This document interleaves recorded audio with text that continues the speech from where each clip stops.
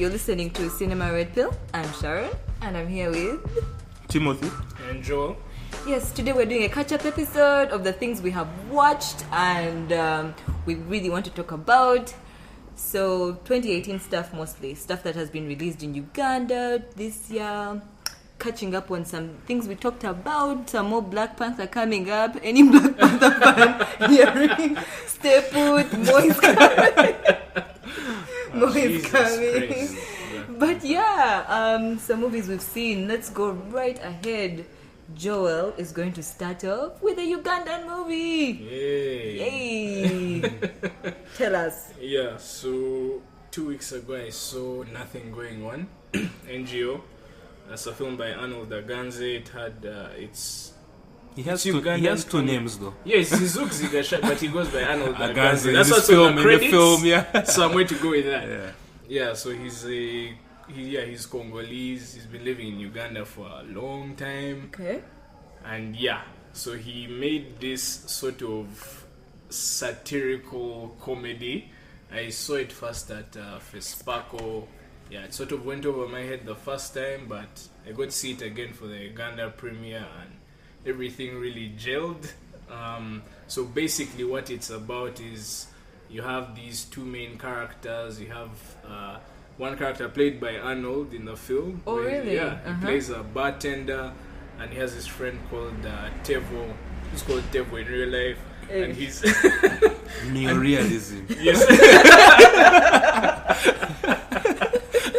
Yeah, I like Tevo is this sort of lazy boy going around, sort of like skulking around for like white women to like mooch off of.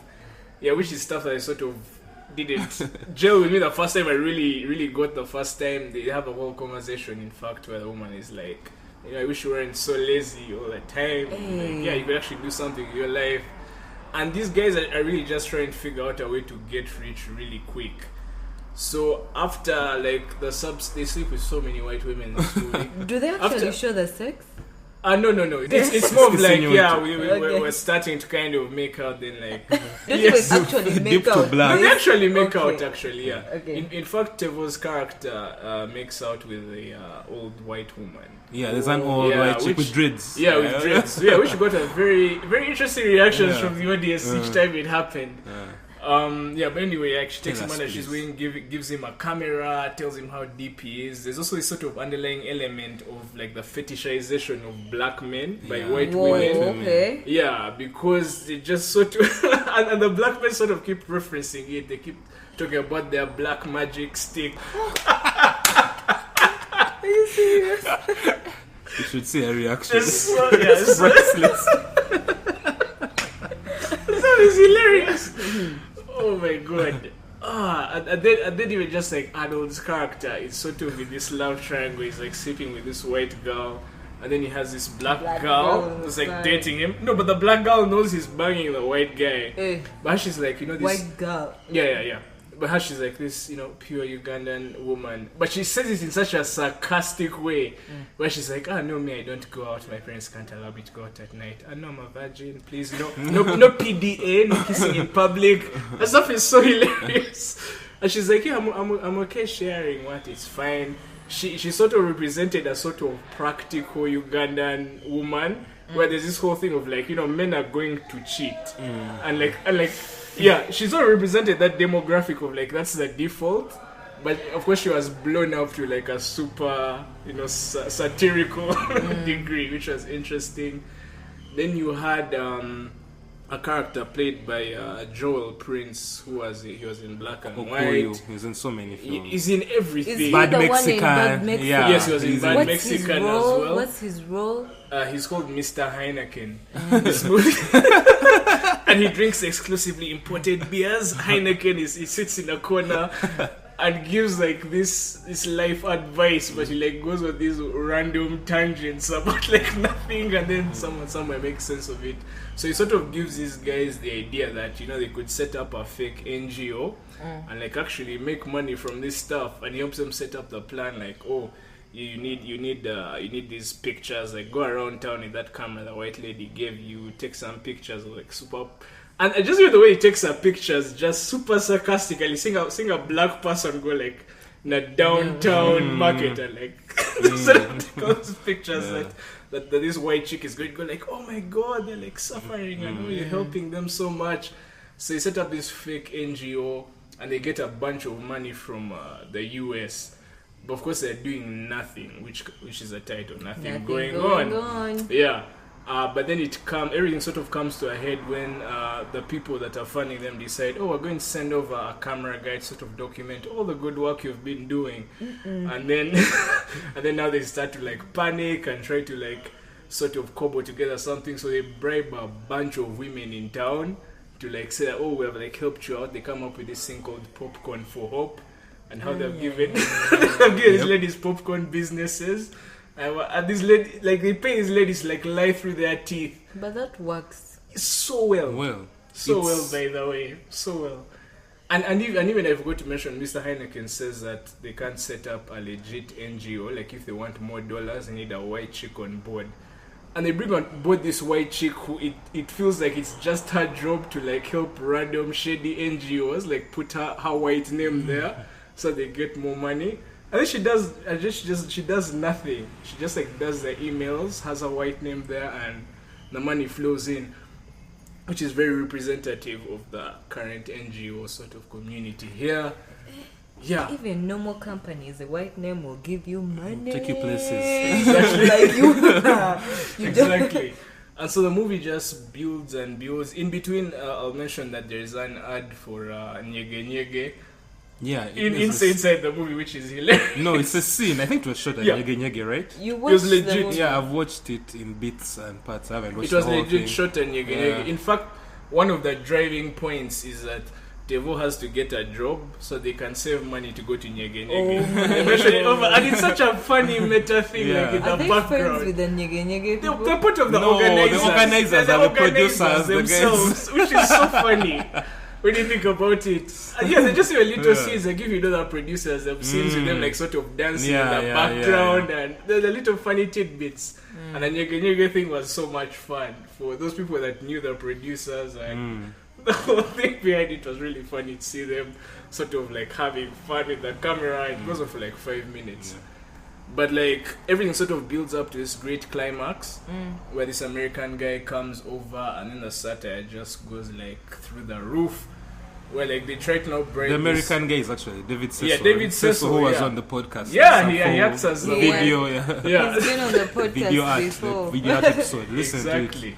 to it. Yeah, so like he sort of shows up. Is this 14-year-old girl or so who's like waiting? Her whole deal is she's waiting for her brother to get money and buy for her pads because she wants to use pads for her first time and not like the normal clothes. She's so determined about that. So this white guy comes over and she's like, oh, it's going to be my debut. She's like, oh, Justin Bieber is going to see me in a video and fall in love with me and my life is going to be great. But like, yeah, so like she dresses up like all sexy like and like comes out. Then Cecil was like, no. Like we Americans can't connect to you guys like that. You need like dirty clothes. You need flies on your face. He literally makes his guys go and hunt for like rotten jackfruit somewhere to like attract flies. So they can be... It is so ridiculous. Yeah, so it just sort of builds up and builds up to a point, and the comedy is great. Even the messages behind it are really powerful. It has a very diverse sort of thing, just in terms of like the relations between the sort of white people like living in Uganda and the way we relate to them, the way we try to profit off of them, and the way they sort of fetishize us. There's that really big underlying element apart from the whole NGOs are sort of really doing nothing when you think about it. Yeah. So it did make sense why this movie has traveled so much and like started so many conversations across the globe. And I hope they do another Ugandan premiere. It was like a full house. I think I told you I sat on the steps. Another Ugandan screening, yeah. Because the Ugandan screening happened like 2 weeks ago. Yes, it did. Yeah, so it's a great movie and I would recommend it. Yeah, but because I think I've seen the movie in bits. I haven't seen it from like start to finish. I think I've seen it like 3 times, but I always like stop somewhere. Like the thing is, just circumstances. Like I never get to sit with a copy and Max, you get so the thing is, with this film, like, I don't think because it was made for a very small budget. Yeah. Yeah, small budget. Basically, They didn't really use actors either. They didn't even use. It was themselves. The director is the main character in the thing. Yeah. Friends, like I know some of these guys, they are friends who were working on the crew and everything. Yeah, they also mentioned in the Q&A Yeah. where they were in Ginger, pretty much just walking up to people and like, oh, Yeah. are you doing nothing tomorrow? Want to come and be in a movie? Yeah. And they came and they improvised even a lot of the dialogue that they had, which was very But then nice. again, you see how something made almost in a joking way has traveled so far. Compared to probably his other prestige, you know, the UEFA films of best film, that probably won't get anyone. Someone Those told me UFA it's cause films are not prestige. no, I'm saying the prestige also Ugandan films, the random. prestige Ugandan well, I films. suppose the people who are like laboring to say something and have a message, as opposed to this movie which is just farcical and winds up being about something like bigger this under movie. the surface. This movie also is a bit ridiculous in a lot of parts, and the acting is a bit off production value, but the theme and the way it handles it and the way they are so open about it, and like this whole racket that's going on. I think what has really taken this film so far, because I've seen has been Belgium, Germany. He was at the AU conference with the film, giving like a speech and stuff of this film which he made with, and it's really inspiring because it is. if you're always going to wait for, because even I think I was there sometime, probably I was with you, Patience, and he was talking about how we made it. How they basically had to go stay, like, just do like 5 guys, like the whole crew sleeping in one room. It was like something, a level of love, but then the way it has moved. So if probably Ugandan filmmakers get tips like this, probably you can get a big issue, satirize it, make it comedy, anything. But if you have something solid, you're saying, it will get out there. Which is also another important thing, by the way. It being sort of made for like mass entertainment is also a sort of rare thing when it comes to like contemporary Ugandan filmmakers, where you have a bunch of dramas. Everyone's making dramas. Exactly. But this was pure entertainment. You know, this film can actually, you can go and show it like in downtown, and it will be their kind of film, not this pompous stuff from Uptown or whatever it's called. You get, they'll like it, and still this movie also has the credibility to again go out and go and be in festivals and say something. So it's a commendable film. Very. Okay, that has been NGO. I have not watched it yet, so I have nothing to say.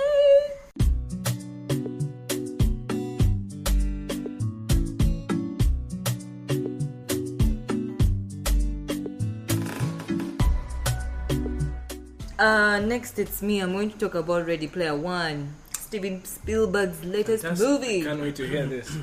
So, Ready Player One, like I think I texted you to inform you because you had no idea about the film.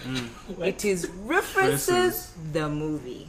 My God, if you have no clue about any pop culture, if you don't watch 80s movies, if you don't play video games especially, you're going to be lost. But then, not entirely, because the movie really has some really interesting things. First of all, this movie, let me first give the premise of it.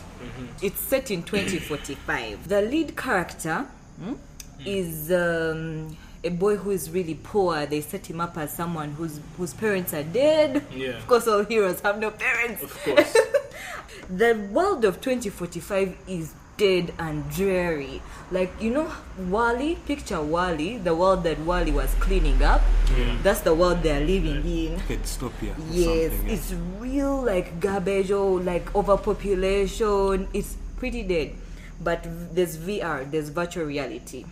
So the movie is about how a guy has made a virtual reality game which is based off all the things he loved in the 80s. That was when he was a teenager. He was secluded, a big nerd. In the 80s, like how old is he now? I don't think they say his age, but it's played by Mark Rylance. So he's old enough. He's old enough from 80s to 2040 something. So it's played by Mark Rylance. He's that character. So when he dies, to pass on the virtual reality game is so popular. To pass on his legacy, he puts Easter eggs. You guys, do you have a problem with Easter egg culture? Because me, I do. am so over that I am shit. so over Easter eggs and people's obsession with Easter eggs. Anyway, so he puts Easter eggs in his game, and whoever picks all the Easter eggs and passes through the whole competition will take all fortune of that game. So that's the premise. Okay. So this movie sets it up in that a character who is obsessed with 80s culture is going to be the hero of the film. Now, I've read 3 chapters of the book. I could have slit my wrist because the way the author was writing the book, I felt like he was bragging to me that he has watched Raiders of the Lost Ark. Like, leave me alone. I'm like, oh my god. When was the book written? 2011. Yes, 2011. Raiders of the Lost Ark. What movie did you say? Back to the Star Future. Wars. Back to the Future. Back to the Future is referenced so Heavily. heavily. DeLorean Jesus is all over the Christ. place. Jesus Christ. Yes, he drives the DeLorean. Yes. They even make a reference to Robert Zemeckis. So if you're there, you've not watched the Back to the Future, you don't know the director's name, you're going to hear someone who's obsessing over these things, and you're like, what the hell? What's happening? You know it. Anyway, so the movie is like that, but the thing is, it's Steven Spielberg at the end of the day. So you know that you trust that he's going to do something better with. Whimsical. Like the book, that book is unbearable. Sorry, there's people who like it. Sorry, Previously- Edgar. Sorry, Edgar. Edgar, I'm not sorry. Ready Player One sucks. People really like that. I couldn't stand that book. I had never done that. I had never stopped reading a book because I couldn't stand it. But it happened with Ready Player One. So anyway, the movie starts with a dope-ass car chase. No, that was really nice. And the thing about this movie, though, is I've told you there's the virtual reality world where he has to compete. So about 80% of the movie is in the virtual reality world. Yeah. So it's almost 80% animated, really. Yeah. Yeah. And in the virtual reality, you make an avatar of a character that you like. So this movie can hurt your eyes. If you're going to look for the references, like they'll put R2D2 that side, then there Then there'll the Iron be Giant. King Kong, then there there'll be who, like the whole screen is full of references that to even spot them is really weird. Anyway, it starts off with a really cool car chase. Everything is really cool. As I went with Philip, my workmate, and he was so excited. He was like, this is so dope, because he had not heard anything about the movie. But then then the movie continues, like after that car chase, after they've set up the plot, and it does this weird thing. It over-explains things to you. You know movies that do that? Like it even bothers to explain to you something 3 times. Yeah. Those things, I don't like them. You're really, really trying. Do you think people are I've heard most of the book is explaining as well. Like 3 times. I'm like, why is he doing this? And then the character is not interesting. He's Cyclops from X-Men Apocalypse. Yes. Unforgettable face. He was an indie darling before he became Cyclops. Oh Who is no, that? I feel He's so called bad. Ty Sheridan. He was He mad. was, yeah. Yeah, he was an I indie know that darling. kid, Now yeah. he has gone to the mainstream. I know that kid. Yes, he's bad in this movie. I had never seen him be so. He's very uninteresting. Then the villain is set up to be like corporate, because the villain wants to get the game and turn it into a freemium game where it's all capital. A premium, It gets thin because it turns into a whole hero's journey. Of course it does, yeah. And then my problem with it also was I wanted someone to come and tell him, you're a nerd. I wanted someone to tell him it's stupid to like 80s movies because it's because I'm thinking it's 2045. Where are the people who like 2045 things? Stuff, Where are the people who like I wanted someone who represented like 2000 that. stuff. But then the entire movie is simple praise of 80s things, and that it gets it kind of gets tiring, and the plot is really not nice. It's not nice. It's not a very good film. It's not really like Jurassic Park Spielberg. Yeah. And which is fascinating because Spielberg has been he's still been doing important films. He did The Post like 4 months ago. Yeah.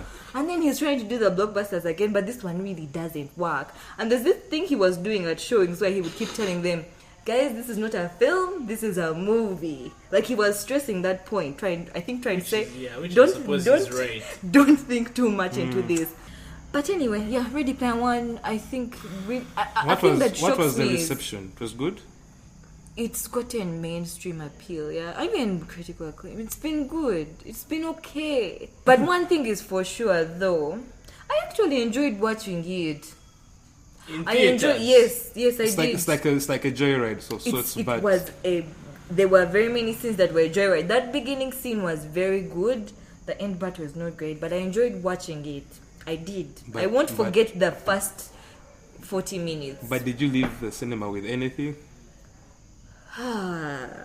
Like leave the cinema with anything in what Anything regard? like after you left, was it something like you enjoyed the experience? Then I afterwards, enjoyed making you even fun forget of what living you in references. Yeah. That's what I enjoyed living in Easter eggs. Like, oh my god, Easter! Like the whole of the next day was like, speak to me in Easter eggs. That's what I enjoyed. I don't think I can enjoy that ironically. I could enjoy that ironically because it's stupid. I wish someone had come to tell him it's stupid. Yeah. The thing is also I watch it, but because it's Spielberg, but yeah, that's what I was about to say. Spielberg. Grandfather of But I the actually blockbuster. really, I even doubt I would have found this much fun in my room. It was a theater experience I don't regret at all. okay. Yeah, so that's Ready Player One, guys. Steven Spielberg.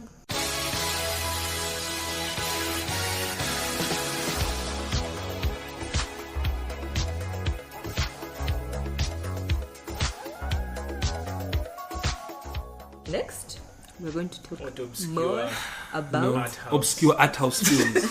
Black Panther. Anyway, I'm doing this under duress, but what more can I say? What more can I say about Black Panther? Like everything has been said about it. Like it's good. The hype has sort of died down. People have moved on with their lives. I'm sure. After like a month. And Yeah, a half. exactly. Wow. I know someone who said he went to see it like 4 times. Like every time someone was like, "We go and see Black Panther," he's like, "I'm in." He just runs. And but anyway, because I wasn't here for the review you guys did for the film, I wasn't around. But I saw the movie. I think like a day after it premiered in Uganda, probably in Entebbe. Yeah, and it was really good. I enjoyed seeing because you know my stance towards like the major blockbuster movies. Like even it can be very good. And it's still, I don't think it will ever be for me a great superhero movie apart from Nolan stuff. The rest I usually find them very okay. But Black Panther, the reason why I liked it was because the images I was seeing, just the characters. Of course, the choreography in the film, the fight choreography, I didn't really enjoy it that much. Yeah, because it was really basic. Even my brother who was with us was like, man, if only the fights were a bit better. You get it? But then You dig the light Shaka Zulu jabs, Which the ones? light the waterfalls. yeah, of course, The we short spears with and the that's a guy and Very all that light. stuff. Yeah. Yeah, but I don't know. I think it's the image that I like the most. Like even just the fact that the fight is happening at a waterfall and people are standing on it and chanting and all this colorful clothing they're wearing. Like that's what really got me with Black Panther. The whole thing of in the final scene, people are using lassos as shields. That's kind of the stuff that really. I was like, this is different stuff than stuff I've seen in other films. There's another thing, the whole debate. Remember, I think in the episode you say you didn't like Killmonger. Who of you didn't like Killmonger? Yeah, it wasn't. Because Killmonger is probably like one of, if not the most solid. Yeah, I didn't like Villain, I didn't I like think I Michael saw. B. Jordan in the role, but I Oh, liked the the character. The way the character was Yeah. written was perfect, but the Ah. performance sort of held it back a bit for me. I really don't think. I think he did. Okay, I think he did his best. I won't say it was like a memorable performance on his own, like say the Joker. Yeah. But then I liked like his motives and like I understood as like, okay, this guy, Yeah. I'll watch and see what's going to happen. How are they going to give this guy his pound of flesh for whatever these guys have done to him? Yeah. It's just Yeah. we walked and talked like a caricature of an Yeah. African American Yeah. when the actor is an actual African African American, yeah. Which Saying was a bruh bit and all that shit. Yeah, though the hey auntie thing was cool. Yeah. That was fun. But then again, also the whole thing. Another thing I didn't like though was like the hype. What's her name? Letitia, right? Letitia. Oh yeah, the sister. The sister, like, Yeah. like even my sister went to watch it and came back and told me, "Yo, this movie, this chick, this joke." She said, "What are those?" I did not. Like, I was waiting for the joke. I would be anticipating, and It was endearing in that colonizer. sense. That stuff was. Her accent was better than. The colonizer thing was The colonizer thing is legendary. dope. me didn't really. Most quoted line from I the movie. I know, and I know, but No. didn't really. Like what are those was G in the sense that I could feel like authentically for Africans. You'd pick a thing like that and run with it for like years. I've seen it among like family members anyway. So for me, that was a legit sort of outdated reference to stuff. How did you feel about the accents? The accents, my God. There were so many, but then, I don't know. I think the people who they got, obviously, it's not going to be authentic. And it won't be all uniform, because even the accents weren't uniform, like, for every person. So, unless we're going to use like legit, I think even Lupita has a very accent, isn't? It's neutral now. Neutral now. I think accent is even tends more to the like a proper British accent as opposed to like a proper African accent. The problem is that they try to superimpose the whole Nigerian thing on a lot of people. Not even where they're showing Wakanda is nowhere near Nigeria, but they give them that accent. Another thing was the names also. What's wrong with the names? Because I don't know, like someone who's from Africa, I'm sure you know Okoye is from like West Africa. Then which other name there was like Mbaku. Like there wasn't that T'Challa. Like I didn't feel Nakia.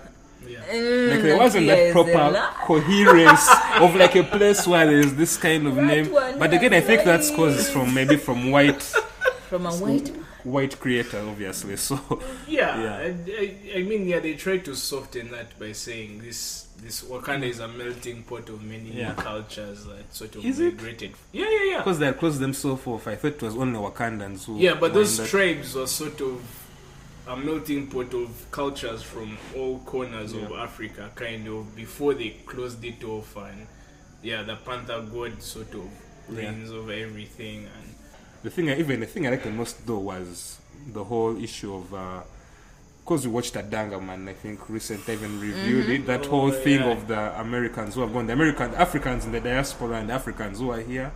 That tension was the actual thing that I liked the most about this movie, more than anything. It was so good. That it gave it so much meaning, gave the villain motivation. That is the thing that will make this movie them proper last. conflict. That's what I love the most, and actually commend Ryan Coogler for actually putting that there. It's really and when nice. actually, because we're done at Dangaman, and then when you actually bring into perspective that whole thing of people who were sold off during slave trade and now probably having a vendetta against the people who remained behind, it adds a lot of weight to the story, a bit more gravitas. So it was that's what I liked about. That's the most important thing besides everything else, the casting and all that people seem to rave about. Me, that was the most important thing in that movie, and it's good that it was in a big blockbuster. Something that will be assessed later on, probably. That's what will make it last. Yay.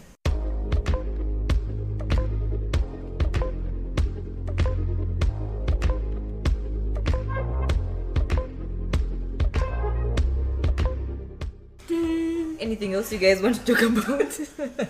There's some really bad movies out there. The worst thing I have watched. Netflix, though. Netflix movies, my God, need to relax. I say you need to be stopped. Some of them. Joel, have you watched Mute? I'm dying to watch that. My I'm dying to watch Jesus Mute Christ. and what's the other one? Is a bad, The Cloverfield Yes, Paradox. I was going to watch Cloverfield as well. Oh my Had such God. bad things. You guys. No, but I can't with Netflix movies. I think there's maybe like a couple of documentaries I saw last year, and maybe the series, but like the movies. No, your movies were fine-ish. Some beef. Okja came from Netflix. Okay, Let's not forget that. Okja is like the But pantheon I of read Netflix a productions. thing which David Arek said. He said that the only good movies from Netflix are those which they premiere in the festival first. Oh, if yeah. there's any If movie there's that they anything- are showing on Netflix direct, no no festival coverage, no, it's bad. By far. This movie apparently that released on Netflix called I Don't Want to Live in This World. Now, With Melanie it won Linsky. Sundance. It won at Sundance. Yes. And I didn't like it when I to watched watch it. that. That one's good. Yeah, no, but It came out It's early not last year. Mute bad. Yeah, You know, okay, it's like not Mute bad. Cloverfield Yeah. Paradox bad. Okay, But, it's a bit but better. currently Netflix, I would say, is still strong in as far as supporting those sort of rare art house projects that probably wouldn't see a theater. even. I think it has sort of at least struck a balance Art house? it has struck a balance between the Will Smith movie Yeah, and right. taking a chance on these indie sort of Okay, movies, randomly. Yeah, it has at least given a platform Yeah, for guys to use and to have movies made. Yeah, so I feel like it's still doing great in that. For a good movie I've seen, I think the greatest movie, okay, not the greatest, the really good movie I've seen that everyone I've given it to liked is The Death of Stalin. I'm dying to see haven't that seen one. that. Oh my I'm dying god! to. I'm dying, It's absolutely a dying. satire on where is Stalin from? Russia. Russia. The Soviet Union. The Soviet Union when Stalin dies. Yeah. Oh my god! You guys, that And movie that's something- is so good. That man is a pro in satire because you actually can look at those characters. And the fun thing about that thing is you look at that scenario, and I kept picturing. This is what would happen if Museveni Exactly, died. my friend This is said what would that. happen My if buddy said Museveni that. died. Exactly, because people are kissing his ass every Yeah. day. So and when- they will scramble for that The- power when he dies. The day he goes, and we're just left like it's the ministers and the army guys, They will and they are going scramble. to tear themselves Yeah, apart. that That's why I movie want is to see it, because I great. used to see the poster, and the poster was Yeah. interesting. Then my friend was like, "Have you seen Death of Stalin?" You I was like, have to see "Nah." Death of He's like, "This is Stalin. what will happen in Uganda when Sefo goes." It really mixes Exactly the same complete words. terror Yeah. with humor, and you really feel he's being respectful for people who died because of Stalin, yet making a joke out of the entire situation. It is perfect. But Russia was not happy about it at all. Yeah. They were like, "This is an attack by the UK intelligentsia on there." The UK thinking, I don't know, the thinking class or something on Yeah. Russia, and they already have their attentions. What other Complicated. nice thing besides bad movies have And you? yeah, I know one thing Sharon really loved from last year was the Putin interviews. But one of the few things Netflix did that I agree. I really, really, really loved that Yeah. documentary. Just Okay. yeah. No, I mean It's not 2018 I is know my it's not- problem. Yeah, But you you can said in throw it general. in, Yeah, yeah. you can throw it in. Just inside there. Yeah. Yeah. Just I think it would have actually featured No, in it's, my it's list actually right now. probably.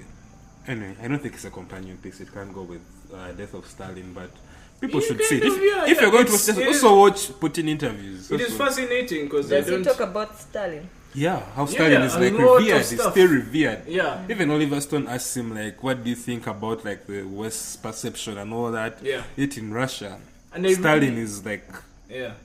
the And monumental figure, still respected, though he did a lot of bad things. Yeah. I think I really, really dug the back and forth between Oliver Stone and Putin. Because I could see how Oliver Stone would clinically try to lead up to like the something hard question. questions. Yeah, he'd first go in circles. Yeah, then he comes to Yeah, and then you see Putin like And carefully yeah. dodging him. carefully It was remove himself even. really great like mind games sort of going on in that thing that were interesting. And I just like the subtext, even when Putin would say something, there's just this whole underlying thing where he could sometimes tell he was lying or holding something back or Like that whole thing of the command center. Like Yes, when yes. Now you could tell he was lying. It's like the Jesus, US uses man. billions on weapons. Yes. We only use like this small part. I'm like, man, nah. Yeah, I know. We know you're not just slacking. But it's That's how fascinating how dedicated he is it was to, to that. yeah. Yeah, I liked his whole image of like, oh, I play hockey, I work out all the time, and I. And they didn't show the hockey games. I'm sure like guys are not even touching him. What? Yeah, I think he's a very fascinating. No, but I think political figure. it was a very good documentary like for this period of time because there's Yeah. so many there's so much on Trump and like Yeah, it even And captures one of the yes. episodes captures Yeah. when that Trump stuff comes yeah. out. By now it's something that also kind of like brings him out and like is trying to explain his part and Yeah. they tackle cyber warfare, which is also like the big thing right now. Yeah. So it was a rather enlightening documentary. Best thing, probably the best thing I've seen. One of the best I've seen from Netflix. Yeah. Okay. So, yeah, that has been our catch up for movies we've seen that are from 2018. Only Joel those. sneaked in 2017. And we discussed it in detail. Only because Sharon loved it so much. But yeah, Democracy. In the name of democracy. I was holding back to being a dictator. I wanted to stop and say, stop. This is not you. It took a lot. Come put it. Anyway, yeah, thanks for listening. This is Cinema Red Pill. I'm Sharon. I'm Timothy. I'm Joel. Bye bye.